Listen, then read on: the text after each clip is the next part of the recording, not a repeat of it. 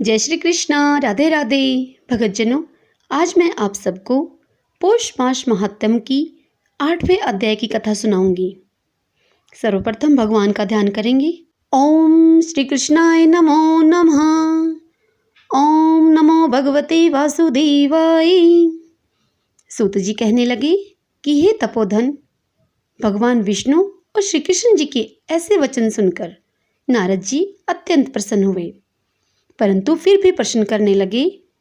नारद जी कहने लगे कि हे प्रभु, रुक्मिणी नाथ जब बैकुंठ को चले गए फिर क्या हुआ, वह सब भी कृपा करके आप मुझसे कहिए।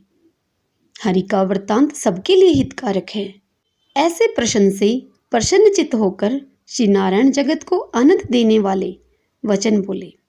श्री नारायण कहने लगे कि हे नारद, जब रुक्मिणी नाथ बैकुंठ को चले गए तो अधिक मास को अपने धाम में अपने साथ में बसाया।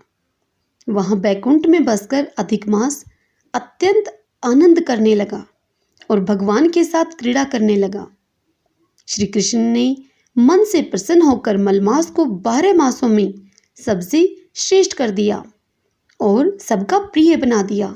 इस प्रकार भगत वत्सल भगवान युधिष्ठिर और द्रौपदी को कृपा से देखते हुए अर्जुन से बोले, हे राज सिंह, दुख में डूबे होने के कारण तुमने तपोवन में आए पुरुषोत्तम का आदर नहीं किया और वृंदावन चंद्र का प्रिय मास आपके वन में रहने से अनजाने से चला गया।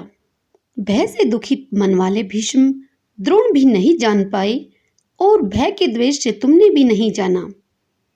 वेद व्यास जी से प्राप्त विद्या आराधना में लगे रहे। भयंकर शक्तिशाली अर्जुन इंद्रप्रस्थ गए, पर उसके दुख से दुखित भाग्यवश आप लोगों ने नहीं जाना। अतः अब क्या करना चाहिए? मनुष्य को प्रारब्ध का भोग अवश्य भोगना पड़ता है। मनुष्य प्रारब्ध से ही सुख, दुख, भय और आनंद को प्राप्त होता है। अतः सदा भाग्य पर ही भरोसा रखो। हे महाराज, अब आपके दुख का दूसरा कारण कहता हूं। इतिहास प्रसिद्ध इस कथा को अच्छी तरह से श्रवण करना। कृष्ण कहने लगे कि यह द्रौपदी पूर्व जन्म में महाभाग्यशाली ब्राह्मण की पुत्री थी। कुछ काल व्यतीत होने पर 10 वर्ष की हो गई। अपने पिता की यह एक ही पुत्री थी और बड़ी ही चतुर, गुणवती और सुंदरी होने के कारण यह अपने पिता को अत्यंत ही प्रिय थी। यह पड़ोसन सखियों का सुख देखकर पुत्र पौत्र की इच्छा करने लगी और विचारने लगी कि ऐसे मेरे भी अच्छे गुण और भाग्य वाले भर्ता और सुख देने वाले श्रेष्ठ पुत्र किस तरह उत्पन्न हों।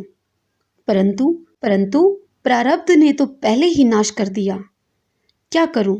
क्या किसी मुनि के पास जाऊं या किसी तीर्थ में जाकर वहां पर रहूं? मेरा भाग्य कैसे सो गया है कि कोई भर्ता मेरी इच्छा नहीं करता है। बड़े आश्चर्य की बात है कि मेरे भाग्य से मेरा पंडित पिता भी मूढ़ हो गया है। विवाह काल प्राप्त होने पर भी मेरे जैसी मेरी जोड़ी के वर को मुझे नहीं सौंपता। मालिक के दुख की पीड़ा तथा कुमारी में स्वामी का सुख जैसा मेरी सखियां जानती हैं, मैं नहीं जानती।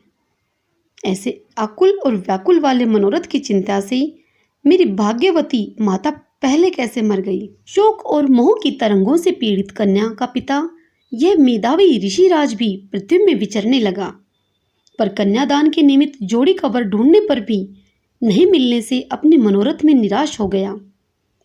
पुत्री के और उसके अपने दुर्भाग्य से टूटा हुआ संकल्प का पिंजरा होने से उसको महादारुण तीव्र जबर हो गया।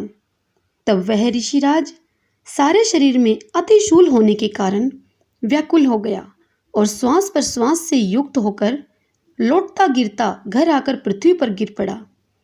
जैसे मदिरापान करने से मूर्छा को प्राप्त हो जाता है, और अपनी पुत्री का स्मरण किया उसने। जब तक पुत्री भय से व्याकुल होकर अपने पिता के पास आई, तब तक वह मरने के सदृश हो गया। वियोग से अकस्मात कांपता हुआ और कन्यादान के प्रसंग से उठे हुए महोत्सव से रहित और पूर्व काल के लिए गृहस्थी के धर्मों से रहित होकर संसार की वासना को छोड़कर हरि भगवान में अपने मन को लगाता हुआ वह मेधावी ऋषिराज श्री हरि पुरुषोत्तम को स्मरण करने लगा। हे श्री कृष्ण, हे गोविंद, हे हरे, हे मुरारे, हे राधेश, हे दामोदर, हे दीनानाथ, हे हृषिकेश्वर, आपको नमस्कार करता हूँ। आप मेरी इस संसार रूपी समुद्र से रक्षा कीजिए। इस प्रकार मेधावी ऋषि के वचनों को सुनकर बहुत जल्दी भगवान के पार्षद मरे हुए मुनि की जीवात्मा को लेकर भगवान के बैकुंठ धाम को चले गए और वह पुत्री पिता का मरण सुनकर हाय हाय कर रोती और पिता की देह को गोदी में लेकर विलाप करने लगी। अत्यंत दुखित होकर दारुण विलाप करती हुई मानो उसका पिता जीवित हो अत्यंत व्याकुल होकर कहने लगी कि हाय पिता, मुझको किसके सहारे छोड़कर विष्णु लोक में चले गए आप? हे तात, अब मैं बिना पिता के किसके पास रहूंगी? न मेरे भाई है न कोई कुटुंबी, मेरी तपस्विनी माता भी नहीं है जो मेरे भोजन तथा वस्त्रों की चिंता करती। अब इस दशा में मैं भी मर जाऊंगी, जीने से अब क्या काम है? उसे इस प्रकार बारंबार रोते और विलाप करते हुए सुनकर उस वन के रहने वाले ब्राह्मण सोचने लगे कि अत्यंत करुणा भरे स्वर में इस तपोवन में कौन रोता है।